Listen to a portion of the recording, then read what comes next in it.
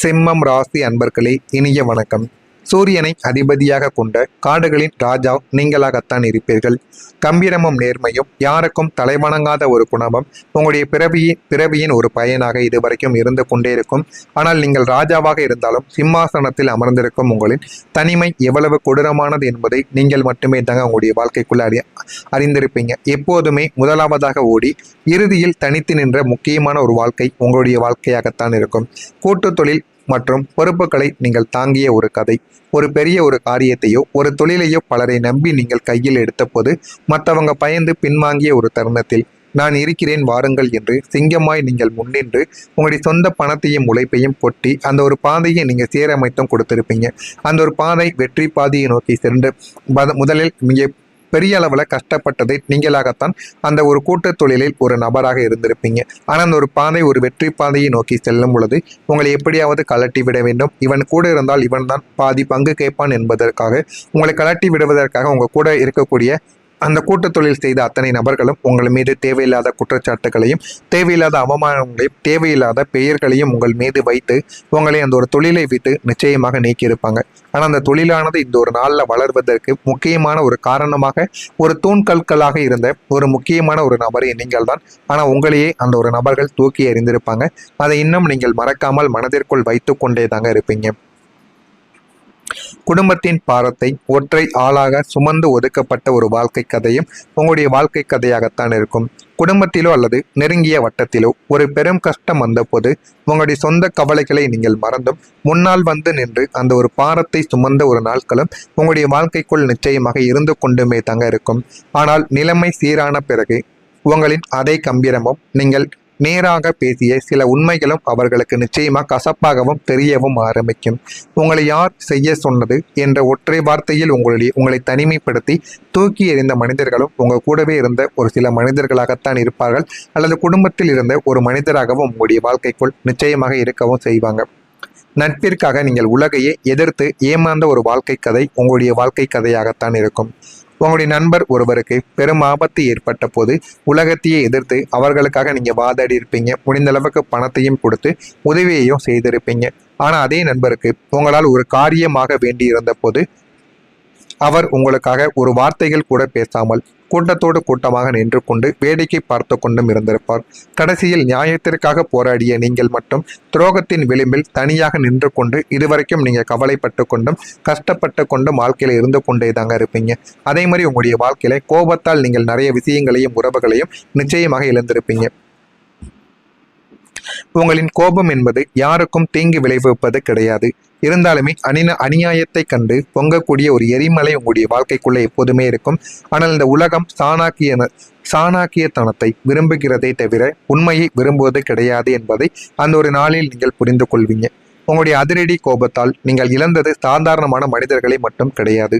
உங்களை உயிராக நேசித்த நெருங்கிய இரத்த பந்தங்கள், உங்களோடு பல வருடங்கள் பயணித்த 6 உயிர் நண்பர்கள் மற்றும் உங்களை மனதார நேசித்த ஒரு ஜீவனாகவும் ஒரு காதல் வாழ்க்கையாக கூட இருக்கலாம், அவர்களையும் நீங்கள் வாழ்க்கைக்குள்ளே இழந்திருப்பீங்க. உங்களின் அதிரடி கோபத்தால் நீங்கள் இழந்தது சாதாரண மனிதர்களை கிடையாது என்பதை அந்த ஒரு நாளில் தான் நீங்கள் புரிந்து கொள்ளவும் ஆரம்பிப்பீங்க. அவங்க உங்களை விட்டு பிரிந்ததற்கு காரணம் அவர்களுக்கு உங்களை பிடிக்காமல் போனது கிடையாதுங்க. நீங்க கோபத்தில் வார்த்தைகளை கொட்டிய விதங்களும் ஒரு சம்பவத்தில் உங்களை சார்ந்த ஒருவர் தவறு செய்த போது ஒரு நாசுக்காக சொல்வதற்கு பதிலாக எல்லோருக்கும் முன்னால் நீ செய்தது துரோகம், நீங்கெல்லாம் ஒரு மனிதனா என்று முகத்தில் அடித்தார் போல் பேசிய சில விஷயங்களும் உங்களுடைய வாழ்க்கைக்குள்ள இன்னும் இருந்து கொண்டே தாங்க இருக்கும். உங்களின் மனதில் துரோகம் செய்ய வேண்டும் என்ற ஒரு எண்ணம் எப்போதுமே கிடையாது.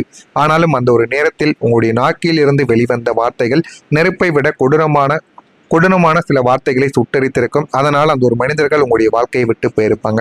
இதுவும் உங்களுடைய வாழ்க்கைக்குள்ள நிச்சயமாக நடந்திருக்கிறதா இல்லையா என்பதை கமெண்ட் வழியாக கூறுங்கள். இனிமே வரக்கூடிய நாட்கள்ல உங்களுடைய வாழ்க்கை எப்படி இருக்கும் என்பதை அறிந்து கொள்ள மறக்காம நம்முடைய சேனலை ஒரே ஒரு சப்ஸ்கிரைப் மட்டும் செய்து வைத்துக் கொள்ளுங்கள். அப்பொழுதுதான் நம்ம தொடர்ந்து பதிவிடும் வீடியோக்கள் அனைத்தும் தொடர்ந்து உங்களுக்கு நோட்டிபிகேஷனாக வந்து கொண்டே இருக்கும். நாளை முதல் உங்களுடைய வாழ்க்கைக்குள்ள காலம் எப்போதும் ஒரே மாதிரி இருக்காது என்பதை நீங்கள் புரிந்து கொள்ளவா ஆரம்பிப்பீங்க.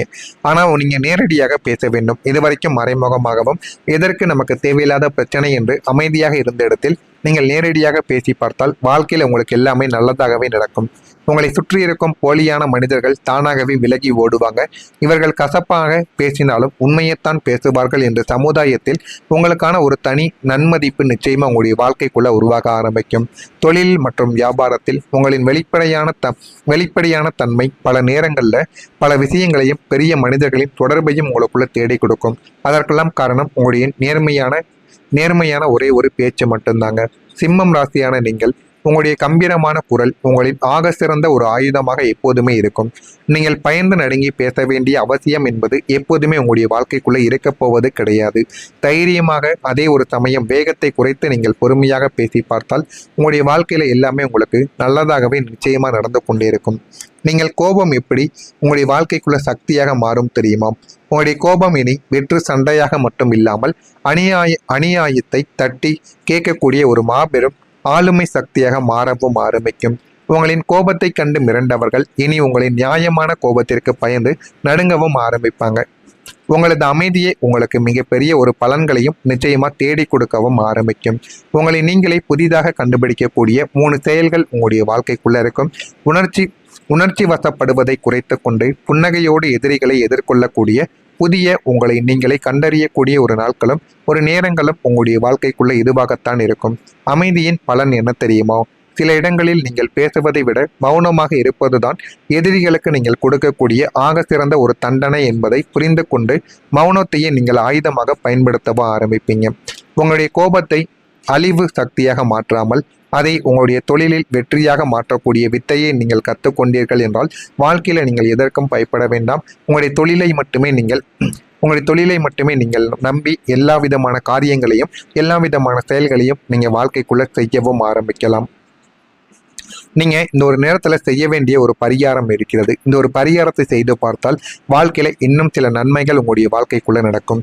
ஞாயிற்றுக்கிழமை தோறும் சூரிய நாராயணனுக்கு அல்லது சிவன் கோவிலில் உள்ள சூரிய பகவானுக்கு கோதுமையை சமர்ப்பித்து நெய் தீபத்தை ஏற்றி வழிபாடு செய்தால் போதும். இதை நீங்கள் மாலை நேரத்தில் செய்யலாம். தந்தைக்கு அல்லது தந்தை நிகர் உள்ளவர்களுக்கு மரியாதை செய்து ஆசை பெற்று அவர்களுடைய வாழ்க்கையில் நீங்கள் வாழ்ந்து பாருங்க. அவ்வளவு நன்மைகள் உங்களுடைய வாழ்க்கைக்குள்ள நடக்கும். ஆனால் நீங்கள் பரிகாரத்தை செய்தாலும் உங்களுடைய வாழ்க்கைக்குள் கவனமாக இருக்க வேண்டிய சில விஷயங்கள் உங்களுடைய வாழ்க்கையில் இருக்கும். யாரையும் நம்பி ஜாமீன் கையெழுத்து நீங்கள் போடக்கூடாது. அது பணம் ரீதியான பிரச்சனைகளாக இருக்கட்டும், வேறு சொத்து ரீதியான பிரச்சனைகள் அல்லது திருமணம் ரீதியான பிரச்சனைகள் எதுவாக இருந்தாலும் ஜாமீன் கையெழுத்து போடுவது என்பதை தவிர்த்து கொள்வது உங்களுக்கு மிகவும் நல்லது. அவசரப்பட்டு எந்த விதமான புதிய முதலீட்டிலும் முறையான ஆவணங்கள் இல்லாமல் இறங்கக்கூடாது. அப்படி இறங்கினீர்கள் என்றால் உங்களுடைய வாழ்க்கையில தேவையில்லாத ஒரு பிரச்சனைகளை ஏற்படுத்தி கொடுக்கும் என்பதை உங்களுடைய வாழ்க்கைக்குள்ள நீங்க தெரிந்து கொள்ளவா ஆரம்பிப்பீங்க. நான் இதுவரை கூறியது உங்களுடைய வாழ்க்கையில நடக்கிறதா இல்லையா என்பதை கமெண்ட் வழியாக பார்த்து தெரிந்து கொள்ளுங்கள்.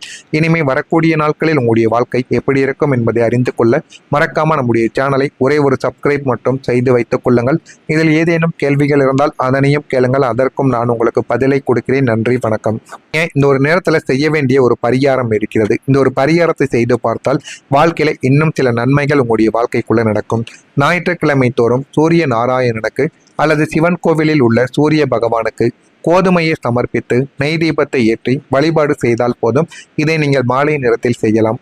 தந்தைக்கு அல்லது தந்தை நிகர் உள்ளவர்களுக்கு மரியாதை செய்து ஆசை பெற்று அவர்களுடைய வாழ்க்கையில நீங்க வாழ்ந்து பாருங்க. அவ்வளவு நன்மைகள் உங்களுடைய வாழ்க்கைக்குள்ள நடக்கும். ஆனால் நீங்கள் பரிகாரத்தை செய்தாலும் உங்களுடைய வாழ்க்கைக்குள் கவனமாக இருக்க வேண்டிய சில விஷயங்கள் உங்களுடைய வாழ்க்கையில் இருக்கும். யாரையும் நம்பி ஜாமீன் கையெழுத்து நீங்கள் போடக்கூடாது. அது பணம் ரீதியான பிரச்சனைகளாக இருக்கட்டும், வேறு சொத்து ரீதியான பிரச்சனைகள் அல்லது திருமணம் ரீதியான பிரச்சனைகள் எதுவாக இருந்தாலும் ஜாமீன் கையெழுத்து போடுவது என்பதை தவிர்த்து கொள்வது உங்களுக்கு மிகவும் நல்லது. அவசரப்பட்டு எந்த விதமான புதிய முதலீட்டிலும் முறையான ஆவணங்கள் இல்லாமல் இறங்கக்கூடாது.